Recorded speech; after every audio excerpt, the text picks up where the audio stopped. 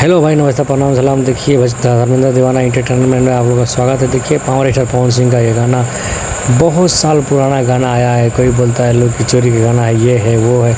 यार उन लोग को तो मारना चाहिए यार। सब यार बेकार बेकार में ये सब लोग ऐसे ऐसे सब फैलाता है लोग। देखिए पावर स्टार पवन सिंह का जो ये गाना है, कुछ नहीं चोरी हो रही है, कुछ नहीं है इसमें। सिर्फ पावर स्टार पवन सिंह का अपना ही टोन, अपना ही धुन यूज किए हैं। ठीक है, आप लोगों को विश्वास नहीं है तो वीडियो में बना रही है, मैं दिखा रहा हूँ कि पावर स्टार पवन सिंह का कौन सी गाना से ये टोन लिया गया है। ठीक है, तो आप लोग दुलाल प्यार बनाइए, अपना छोटका भाई के चैनल को सब्सक्राइब और शेयर करिए। हम देखा बाजार बानी। देखिए ये वीडियो देखिए कितना साल पहले ही रिलीज़ हुई, 7 साल पहले।